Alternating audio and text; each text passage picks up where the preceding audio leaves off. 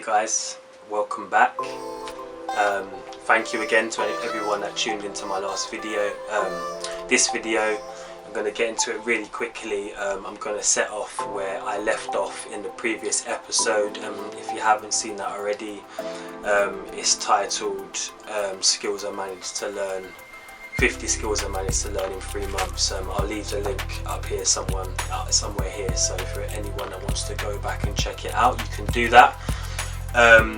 But really quickly, I'm just going to get into a story about how in January, where I'm going to pick up from, how I guess many of you guys have, like me, tried like really hard at something, put a lot of work, a lot of time, a lot of hours, a lot of effort into something to not get the result that you wanted, right? I'm sure many of you can relate to that. So I'm referencing January, as I say, where I'd not long launched my Score New to Strong system, and I had during that phase, I had another business concept come to me, which is a really great idea. I firmly believe in it. But this is how it went down. So I began to put my business proposal together. I built out the whole business concept and put my business plan together in January, which took a bit of time, but I got through it quite quick, using the Russell Brunson sort of formula. I then put together a PDF document, a proposal, using PowerPoint. I wasn't too familiar with PowerPoint previously. I've never really had the need to do a sort of presentation type, but so I had to quickly learn the skills for that, which wasn't too bad, sort of bridging across from what I learned on Canva. So after going ahead with that on my proposal, I put together a database of hotels that I wanted to outreach, with this proposal. So I went nationwide, obviously went to Google, and I searched the type of locations I was looking for, and I put together a spreadsheet and listed all the key details, and went through sort of borough by borough. I started from the north of the country, as high as Scotland, and worked my way all the way down, which ended up being a database of about 700 hotels, I think. As soon as I'd done that, I went and I had a template for this proposal, but I wanted to personalise each one for each outreach, for each hotel, to make it sort of impressionable as possible. So I done that. I set outreach in each individual hotel, like adjusted logos and obviously certain things within the proposal, and I went through that proposal database vigorously. I think, as I say, I got through about 500 proposals during January, and from all of that whole outreach, back from it I got about 3 responses. So that was really hard to take. Wasn't easy at all, much down to not, I believe, my proposal as such, or what I'm trying to propose, as I strongly believe in that, as I mentioned, but it's the approach that I had, right? Like one thing that works for one business or one industry might not work for another, so it was a big learning curve for me. But I just want to go through that just to explain like how I felt after that. Like I was proper deflated. It took me a few days to bounce back from. Like I want to translate the fact that, yes, I grind, yes, I put in these hours, but I, like you guys, have them times, right, where you just you feel deflated, man. So I don't feel like I come out of bed for a couple of days. Didn't really eat. I was just like, why are these things not working? Do you know what I mean? So after that, I allowed myself to take a little bit of time, which I think is really important. I would firmly advocate that to anyone. That's when things are just a bit jumbled in your head and you're not sort of sure what step to take next. just sometimes it's best to just empty your mind and just take some time to reflect and let whatever it is that needs to come to you, yeah, because these thoughts, I believe, you know, they're inspired, they come from wherever they come from. But if our brain is just constantly sort of filled up with negative thoughts and all this type of stuff, stressful sort of thoughts, it will block out those actionable thoughts that are sent to us. So I done that. I took a couple of days out and let that sort of come in, and a couple of things sort of come to me during that time, right? So I just want to say that when one thing doesn't work for you at that time, it could just be timing, number one. It could just be to learn a lesson, but mostly it's like, if one thing doesn't work, it's a blessing another way, because that then opened up a whole nother journey for me, which is really exciting, and it's something that's going to sort of loop around and come back around to this whole hotel proposal approach that I can't talk too much about. So yeah, I would definitely say, however hard things are or whatever hits you take, just give yourself that moment to reflect, pick yourself up, gather yourself, come with a new action plan and go hard. So coming out of January now, when I took that hit and felt a bit deflated, I give myself that time and felt inspired. So the things that come to me in my head, I think it's important to get whatever's gone on in your mind and put it down on paper, put it down in some sort of notes, so it can become actionable. So February, that's exactly what I'd done. I started putting together all of these sort of ideas and things I had sort of accessible to me. I laid them down. I put them sort of down on a piece of paper, like a spider diagram. I will show you guys, actually. I'll put a screenshot of it beside me, and what my sort of long-term goal was sort of my angle and what I was thinking of as I was writing these things out. And then, because I've been through such a phase of sort of real rapid learning, as I say, I've implemented myself in a way that I hadn't ever done prior to that. So it gives you a sense of confidence, guys. It's like when you learn one skill turns into two skill turns into three, and that's sort of how it goes. It's like you gain a little bit of confidence from learning that skill, and you feel, okay, cool, well, if I could learn that, why couldn't I learn this? So I was kind of still in that sort of mindset.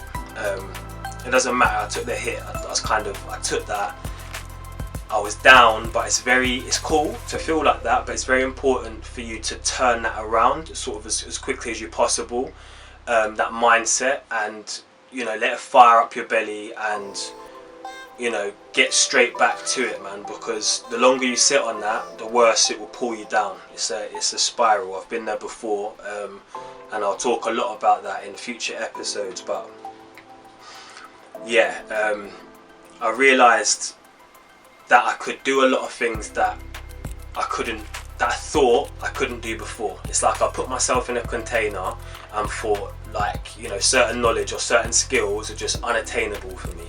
That's always been my attitude. Well, that has been my attitude. Like, subconsciously, like, I haven't wanted to be that way, but subconsciously that's how it's been.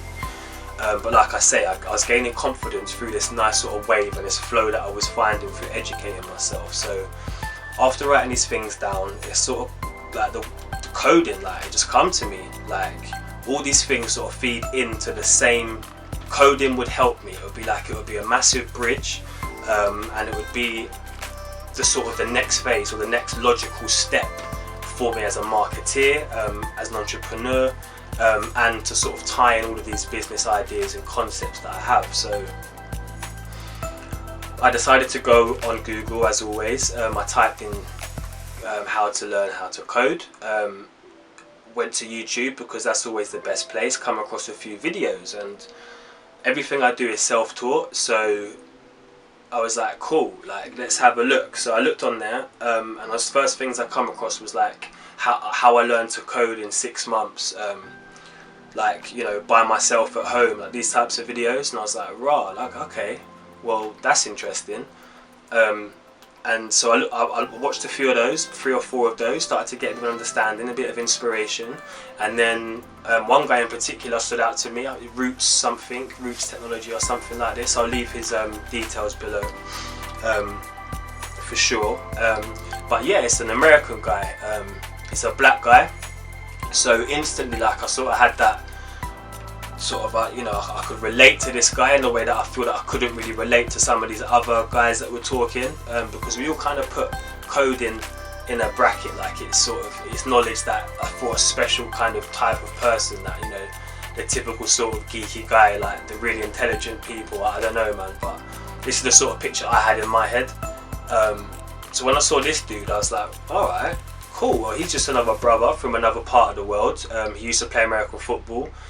He changed up his career, learned to code in 6 months on his own at home, and ended up getting a, you know, a really good salary paid job with a, you know, a reputable tech company. So I'm very much like, if he can do it, why can't I? Like, that's my attitude. So, you know, we all live, we breathe the same air, we eat the same food. Like, I don't really feel that anyone has superpowers in this world. So if he can attain it, why can't I? I said that my needs, my desires are great, so, you know, let's listen to what he's got to say and see his path. So I started diving into it a lot in February, into the background, into the whole coding world, because it is quite in depth and there's a lot of languages and a lot of different angles and stuff like this. So at the start, it's very important to, basically what I learned is to understand what your long-term goal is with coding, and because that will very much determine the type of languages that you will need to learn, right? So that's what I done initially, and it's like, okay, where do you start? Like, all these mad languages, like, cool. So the first place I went to is 2 reputable places that are very well promoted online by other sort of bloggers and on Google and such. CodeCademy being one, and FreeCodeCamp being the other. I jumped straight onto CodeCademy to begin with, which was cool, and the first place to start is HTML and CSS. Yeah, these languages, they work together. So what HTML and CSS is, really broadly, it's so like the front end of online, like websites that you see, that page that you see, the design. So all of the content is HTML. So like the headers and you know, the paragraphs and the images, that's all HTML, and all of the styling, like the backgrounds, the images, like the background images, the fonts, etc., that's all CSS. So these 2 languages combined is what make up a web page. So that was my first stop. I went through with CodeCademy's course to begin with, their web development course, which is a combined HTML and CSS. Got through that. After doing that, I wanted a certificate, right? And they all promote this sort of free thing, and I was like, cool. At the end now, they're trying to ask me for money for the certificate, and I'm like, hang on a sec, like, nah, like, I wasn't really on that. So I looked back, and at FreeCodeCamp anyway, because I had touched base with their courses, and it's like, they give you a certificate, you haven't got to pay nothing. I was like, cool, I'm going to go there, man, I'm going to jump ship. So I done that. I went to FreeCodeCamp. They lay it out nicely for you as well, like all the modules, the courses, the languages, in sort of the way that, in the order that you should do them. So their first course is responsive website design, which is a HTML CSS course again, which is really in depth, 300 hours, but really good. You learn it all free online, guys. Like, I can't big this up anymore. Like, if you want to have a desire to learn coding, that's where you go. I'll leave a link for that below as well. But after getting through the course, like, they set you some like tasks, right, where you have to go away and make like your own portfolio page. Like there's a few different tasks that you have to do. But I'm actually going to go back after this video now and go through the FreeCodeCamp courses and how to do certain things that I found a bit hard, or the questions that I had. So if anyone that wanted to follow along or maybe learn that, look out for that in future videos, FreeCodeCamp tutorials. But yeah, after doing the FreeCodeCamp course, I done straight away those projects that they set you, and I wanted to immediately apply the skills that I was learning. So this is where I'm in about March now. It took me, in all honesty, I think I got through that 300-hour course in 10 days. Now, like, I know that's quick, so like, do you know what I mean? Like, pace yourself. I just think, like, for me, it was a necessity to learn it at that speed, and I have very much had the attitude. Like, I saw this guy, and he's like, he done it in 6 months. So I was like, right, well, if he done it in 6, like, I'm gonna do it in 3. Like, I think it's just my attitude. I think if I throw myself in it, it's like, I know the hours I study. If he does 6, then I'm gonna do 12. I'll get there half, you know, double as quick. That was my attitude, so that's what I done. And don't get me wrong, yes, there are parts of it that are hard, but in all honesty, no. Like, coding is not something that is some like big myth and you have to be super intelligent and have all these bachelor's degrees. No, it's not the case. If you just apply yourself and you want to learn it, and your desire is great enough, you'll do it. So yeah, like, coming out of there, I wanted to very quickly start to implement these skills that I learned. I know it's important, it's very good going for a course and answering questions, but alright, Cam, sit down there and build a website from scratch, from code. Throughout that process, I really learned a lot, and it's like I really honed my skills during that time. Like I said, like, I knew what to do, but it's like, when you do it, it becomes second nature, especially when you give it the hours. Like, coding's very much a thing where you need to give it the hours, you need to give it the time for you to be able to, you know, for it to sink in, right? So that's what I done. I just coded away for hours and hours, like 12-hour session, day after day after day after day, for about, I'm not gonna lie, like, I'd swear down, like, I was on that code sheet. I was on CodePen to begin with, which I'm going to leave below as well. So CodePen is a great software when you're starting out coding, and this is where you get sort of led to when you do FreeCodeCamp anyway. So if you go through that course, they'll lead you there anyway, so you have to go on there to sort of do your projects, but you can check them out.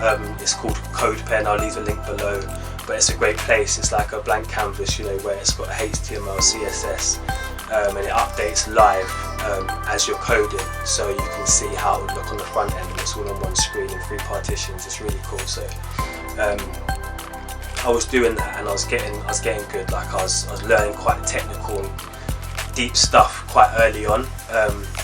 Coding's very much like this. Like, if you don't know how to do something, it's like there's always an answer online. You've got GitHub and you've got Stack Overflow that are really good. You like Stack Overflow in particular. Like, if you go in there, just type in, you know, what you're figuring out, people just hit you back like nearly instantly with the answers. Like, it's very community. There's a great community sort of vibe, man. Like, that's what I've noticed already in the coding community. It's really cool. So people are there to help you. There's always an answer to your problem, and instead of sort of avoiding like a coding sort of issue, just go out and look for the answer, and then you have that knowledge. So that's sort of what I've done. Yeah, so after building out that site, I wanted to understand like how this works in an industry. So to do that, I had to learn, as I said, Stack Overflow and GitHub. Now GitHub is like a place where you would go to share your projects, like you share your code on there, and it's like an open source platform. So you know, you can share your projects with other coders can collaborate on your projects with you, vice versa. But to do this, you have to learn about branches, which is the best way I can explain it is like a tree. So like what you see online now, like a main website of, say, ASOS or an Amazon, right? That would be the main branch, and then if they're developing out a certain part of that website, they would branch off of that main branch. They would develop it, do whatever they're doing on there, and then once it's all sort of developed and okayed, then it would be merged back into the main branch. Yeah, so this is how it works when they do like updates and stuff. So I had to learn about that because obviously I was looking then at like entering into sort of the freelance world of coding. Like straight away I wanted to apply the skills that I learned, and I know getting work in that field is going to help me to develop those skills quickly. I've done it all myself, like closed doors, like I had no one to sort of bounce off of during this whole time. So, you know, I think having someone, you know, in a position that has had this role for a long time would benefit me a lot and help me to learn even faster. So I wanted to learn those skills to enable me to be able to work remotely through coding. So attached to that, you have to learn like your desktop sort of software that you would use to work on certain projects or to do your own code and then upload them to GitHub. To do this, I use a software called Visual Studio Code. Now, yeah, that's a whole nother, like, quite in-depth bit of learning, to be honest with you. I mean, it took me about a week to get my head around, but it could have taken me a month. I mean, the hours that I put into that week would probably have accumulated to that, given them sort of normal hours. But I was going at it. But it's really cool when you figure it out, though. Like, it, you know, that's when you start to feel like a bit of a coder when that's on your screen, because it just looks like a matrix when you're going at it. But yeah, I had to learn.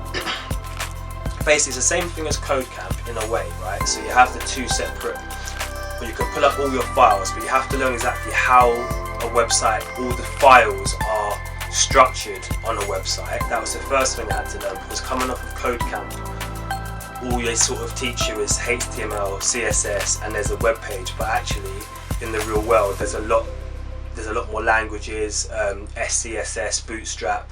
Like, there's a few other languages that are attached, JavaScript of course, that are attached to a web page. So they're all in separate folders. So when you pull up or drop a page into into Visual Studio Code, it's like, raw, like, what are all these folders? I'm going to show you this stuff actually on screen so you can see what I'm talking about. But it's a bit baffling because you're just like, oh, HTML, what is all of that?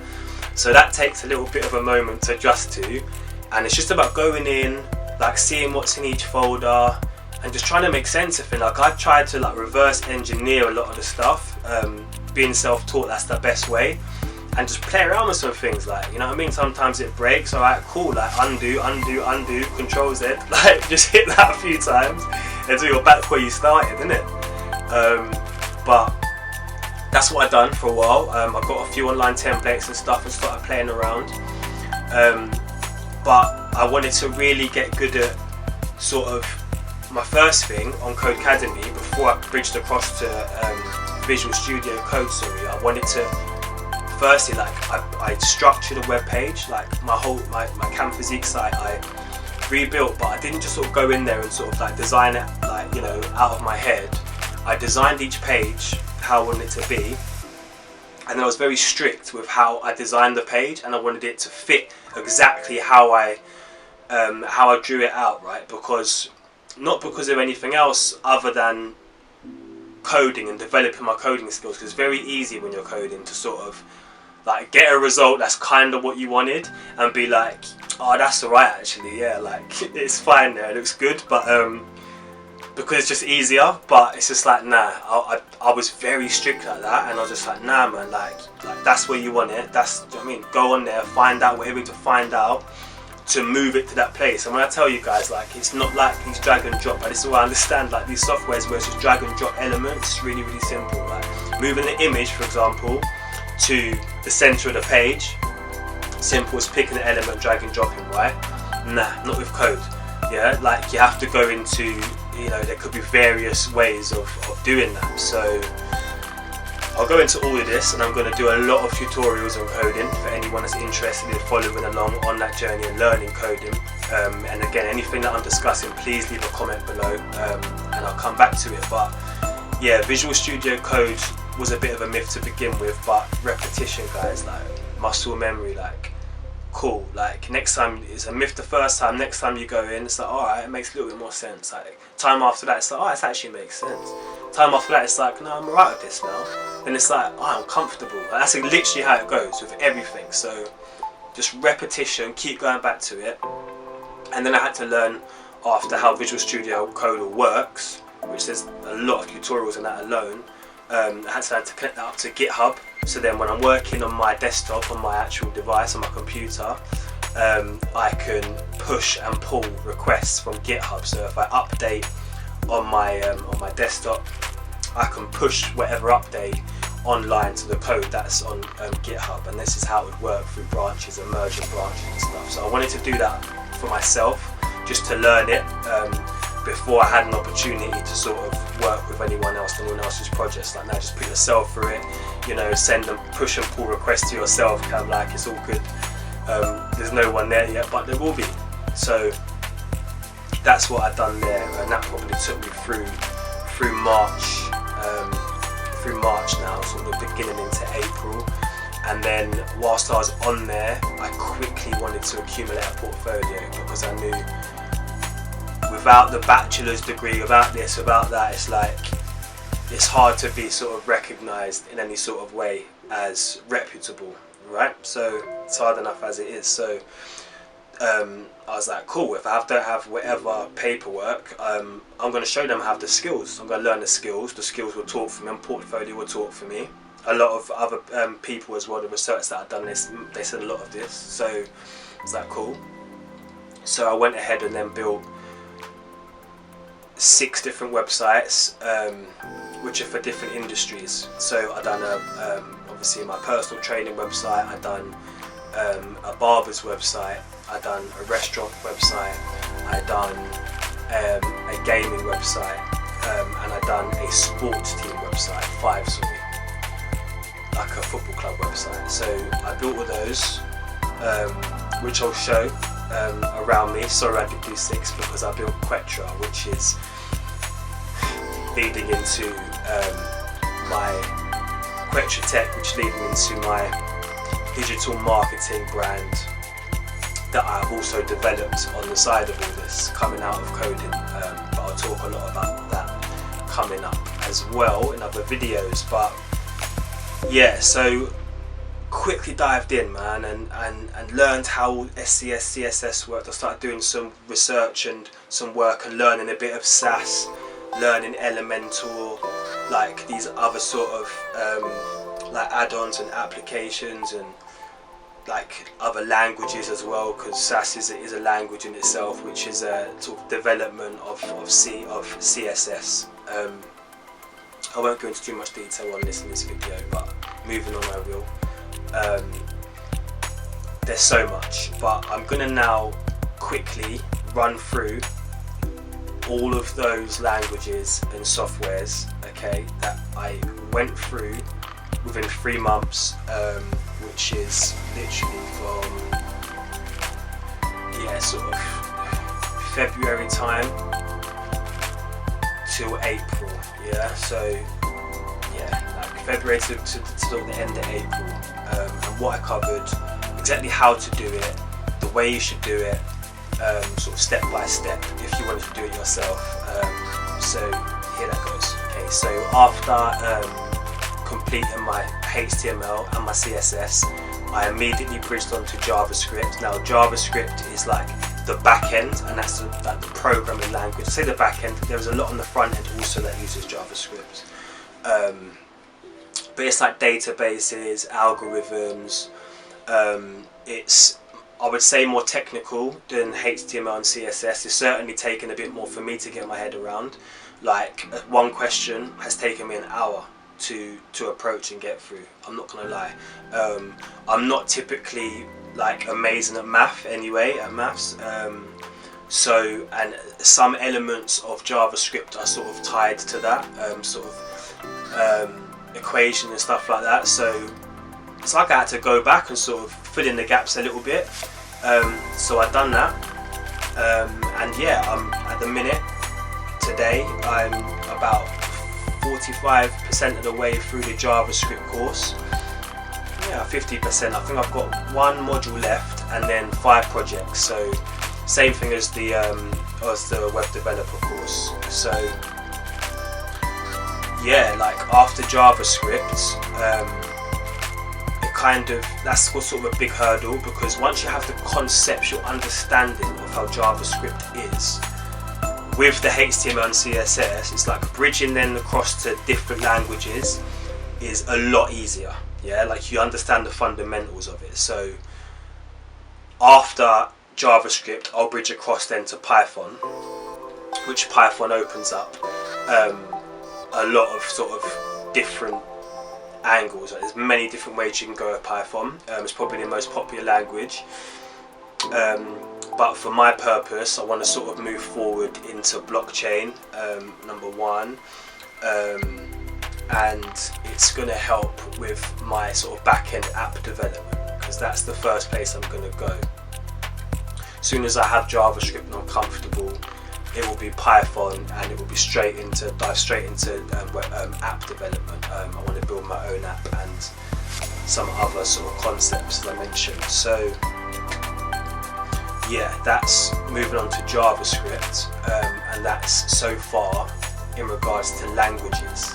So yeah, whilst I was doing that, as I say, I was building out the Quetra brand and concept, sort of doing the branding, the logos, how I want to look and stuff like that, and the business plan for that. So with that, I built the website, which is the Quetra site, which I'll leave links to, and I'll leave a couple of images around.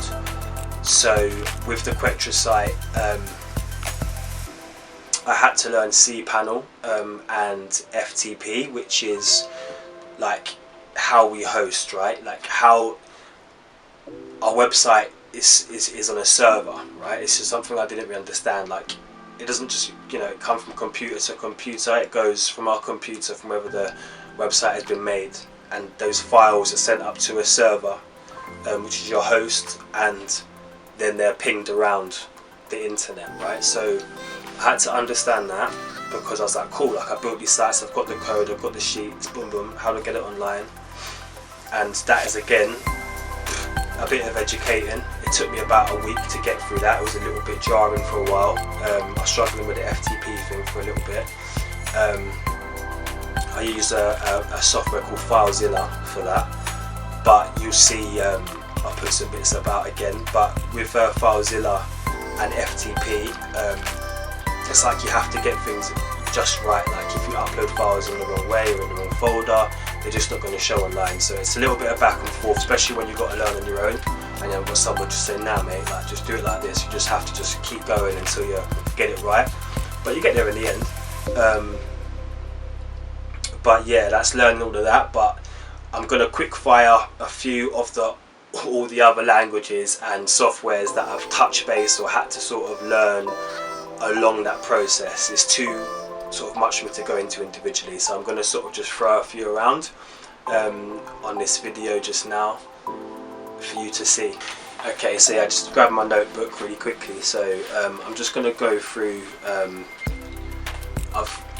as I've gone through each thing, I've actually listed each software that I've learned during this coding journey here. I think it's just a really good thing to do for your own sort of understanding your progress, number one, and number two, by this time I've sort of come around to the fact that I wanted to share this journey, so I started putting everything down. So yeah, I'm going to fire through that. These are all the languages or softwares that I've had to learn along this coding journey over this 3 months, nearly 4 months.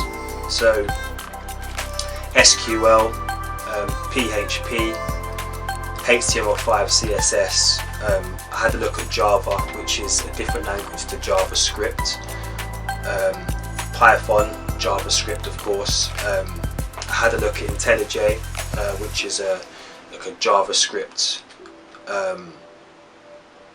software, similar to CodePen, but you sort of, for JavaScript you would use IntelliJ. CodePen, which I've become quite familiar with. I had a good look into WordPress and WordPress sites, how they go exactly, which is cool. I'm actually about to put up a blog on WordPress, which I'll share with you guys.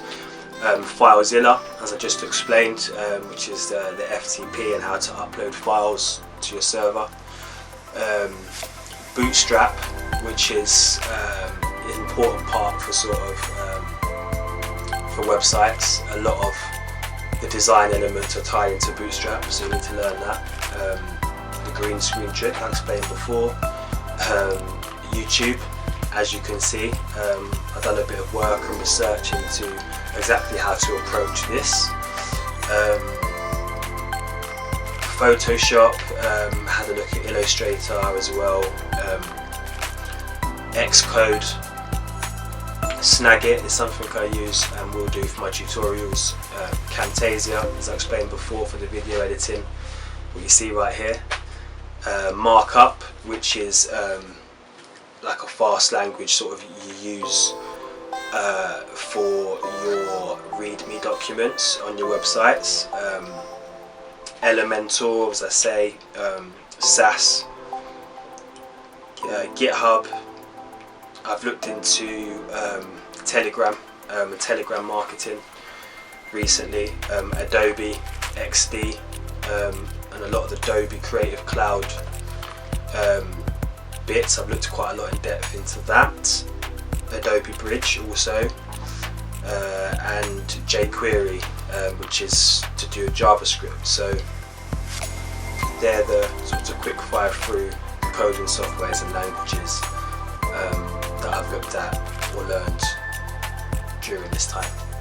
So yeah, that's gonna wrap this video up, guys. I hope I didn't drag on too long. I was trying to like sort of maneuver through it as quickly as possible, as briefly as possible, but in all honesty there's a lot to compile within a short space of time. So what's next? What's next is this. I'm going to go through the languages and the skills I've explained, and my next phase is very much going to be tutorials of precisely how to do certain things that I sort of come across or run into that I found hard. So if I've explained a Canva, for example, I'll do a tutorial on a certain on how to do a certain project on Canva. I'm going to go through the FreeCodeCamp series individually anyway, because as I say, during my projects, the first place I went when I got stuck was YouTube. So I think if I consume, it's important to contribute. So now that I've learned from that, I'm going to put my own out and hopefully help some other people going through the same coding journey.